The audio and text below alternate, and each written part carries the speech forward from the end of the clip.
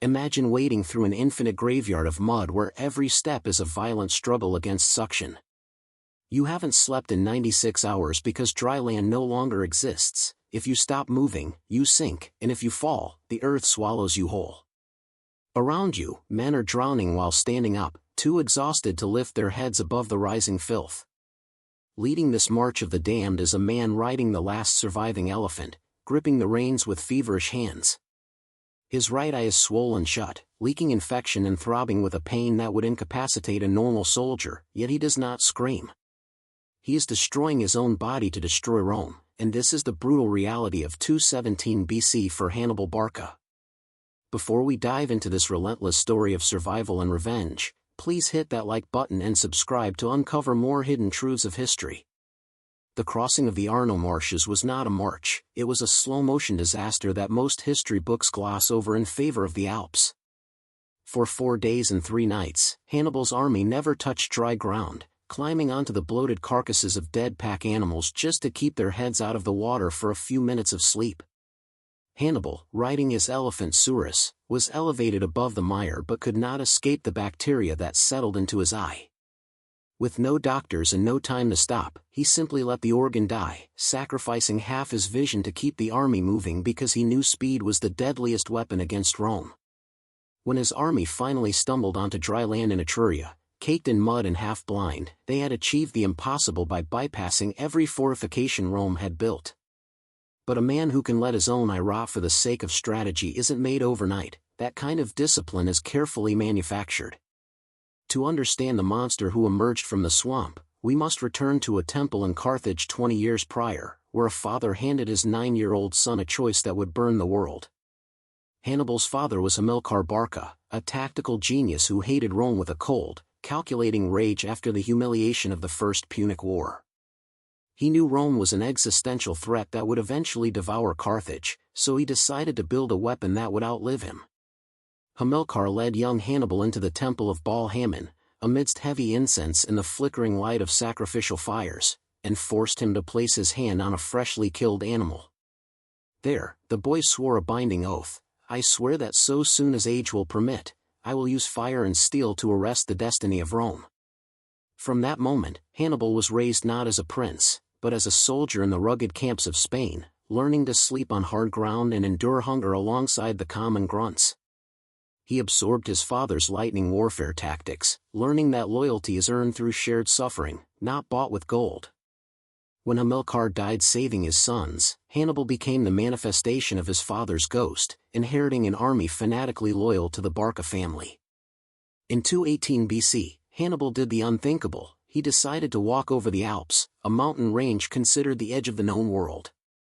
Moving a city of 50,000 infantry and 37 elephants through hostile terrain was a logistical nightmare and a race against starvation. Tribesmen ambushed them from the cliffs, rolling massive boulders that crushed men and horses, sending them screaming into the abyss.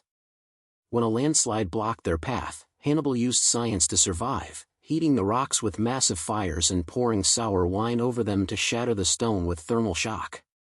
He emerged into Italy with half his army dead, gaunt and exhausted, but he had achieved the one thing Rome never expected: he was there, inside their gates. He immediately began a campaign of psychological torture, baiting the arrogant Roman consul Flaminius into a trap at Lake Trasimene. Under the cover of heavy fog, Hannibal's troops charged down from the hills, pushing the Roman column into the water where thousands drowned in their heavy armor. The slaughter was so intense that the Roman historian Livy recorded that a massive earthquake struck the region during the battle, yet not a single soldier noticed the ground shaking beneath their feet. But this tragedy was merely a prelude to his masterpiece at Cannae in 216 BC.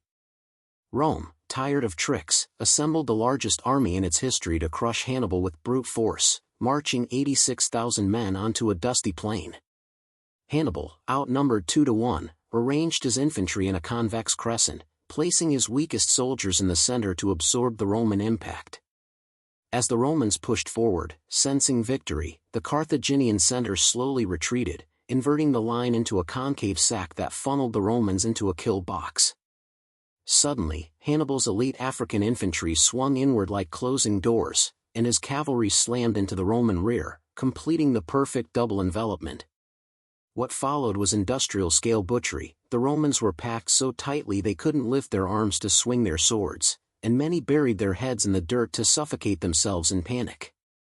By sunset, 50,000 Romans lay dead, a rate of slaughter that saw hundreds of lives extinguished every minute. Despite the total victory, Hannibal did not march on Rome, lacking the siege equipment to take the city.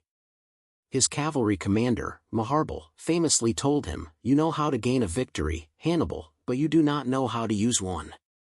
Instead of surrendering, Rome suffered a psychotic break, banning the word peace and burying people alive in the Forum to appease the gods.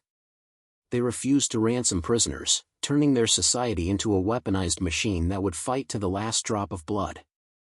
They appointed Fabius Maximus, who employed a scorched earth strategy, refusing to fight Hannibal directly and starving him out, turning the invader into a lion pacing in a cage.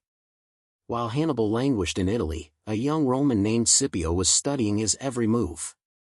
Scipio, who had survived Cannae, conquered Carthaginian Spain by doing the unexpected, just like his idol. When Scipio invaded Africa, Hannibal was forced to return home to defend Carthage, setting the stage for the final duel at Zama in 202 BC.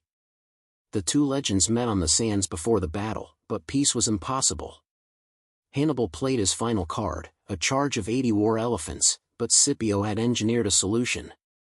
He created open lanes in his infantry formations, allowing the elephants to charge harmlessly through the gaps while trumpeters panicked the beasts.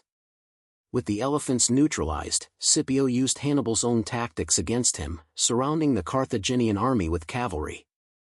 Hannibal lost the war, and Carthage was reduced to a client state, stripped of its fleet and pride. Yet, Hannibal's story didn't end on the battlefield. He became a statesman who rebuilt Carthage's economy so effectively that Rome, terrified of his genius, demanded his arrest. He fled into exile, wandering the courts of Eastern kings for 20 years, a ghost trying to ignite one last war against his eternal enemy. Finally, cornered in Bithynia in 183 BC, he took the poison he had carried in a secret ring for decades. His last words were a final jab at his obsession: "Let us relieve the Romans from the anxiety they have so long experienced, since they think it tries their patience too much to wait for an old man's death." On the map, Rome won, razing Carthage to the ground years later. But in a way, Hannibal triumphed. To defeat him, Rome had to abandon its citizen militia roots and become a ruthless military empire, normalizing the absolute power of generals. Hannibal Barca didn't destroy Rome, he forced Rome to destroy its own republic to survive, changing the DNA of the Western world forever. If you enjoyed this deep dive into the mind of antiquity's greatest tactician, please like, subscribe, and tell me in the comments, was Hannibal a hero fighting for his home, or a villain consumed by a blood oath?